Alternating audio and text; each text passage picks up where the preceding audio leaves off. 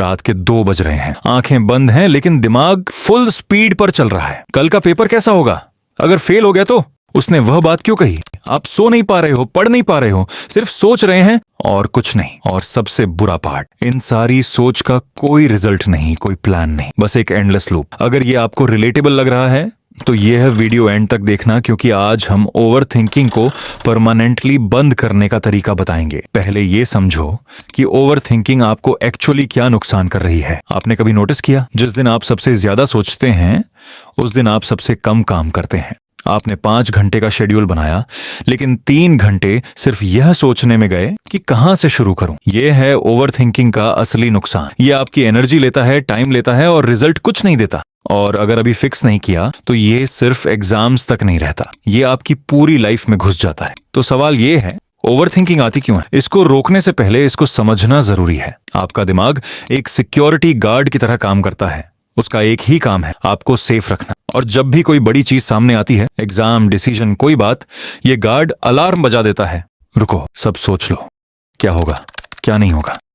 ये guard helpful होता अगर कोई एक्चुअल डेंजर होती, लेकिन प्रॉब्लम ये है कि ये गार्ड डेंजर और नॉर्मल सिचुएशंस में फर्क नहीं कर पाता। शेयर सामने आ जाए तो सोचना जरूरी है, लेकिन कौन सा सब्जेक्ट पहले पढ़ूंगा, इसके लिए इतना अलार्म जरूरी नहीं। आप हर छोटी चीज पर पैनिक मोड में चले जाते हो। अब इस गार्ड को ठंडा करने के 3 तरीके हैं। स्टेप 1, नाम दो। जब ओवर थिंकिंग शुरू हो, उस फीलिंग को एक नाम दो, दिमाग में या कागज पे बस बोल दो, मुझे फेलियर का डर है, मुझे रिजेक्शन का डर है, बस इतना। रिसर्च में यह प्रूव हुआ है कि जब हम अपनी फीलिंग को नाम देते हैं तो दिमाग का पैनिक मोड ऑटोमेटिकली कम हो जाता है, क्योंकि दिमाग को लगता है ओके, आइडेंटिफाई हो गई, कंट्रोल में।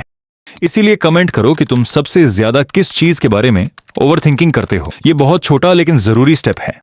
स्टेप 2, दी 5 मिनट रूल। अब ये सुन के थोड़ा अजीब लगेगा, लेकिन यह काम करता है। एक टाइम फिक्स करो, सिर्फ 5 मिनट, जिसमें आप ओवर थिंकिंग कर सकते हो। मतलब सुबह उठ के या रात को सोने से पहले 5 मिनट निकालो।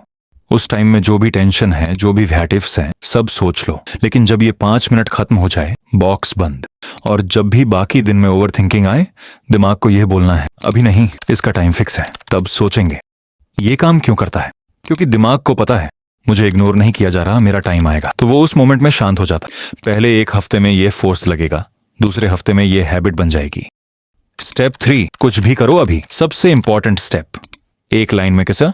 ओवर थिंकिंग तब रुकती है जब बॉडी मूव करती है।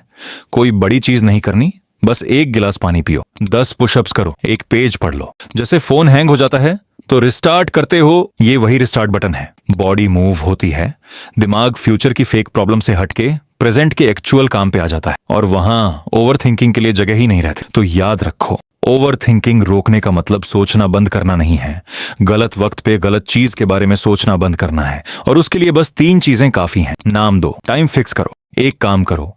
वो लोग आगे नहीं जाते जो ज्यादा सोचते हैं, वो आगे जाते हैं जो सही वक्त पे सोचना बंद करके करना शुरू कर देते हैं। अगर यह वीडियो काम आई, अभी कमेंट में लिखो एक्शन। अपने आप से एक छोटा सा प्रॉमिस करो और चैनल सब्सक्राइब करना मत भूलना।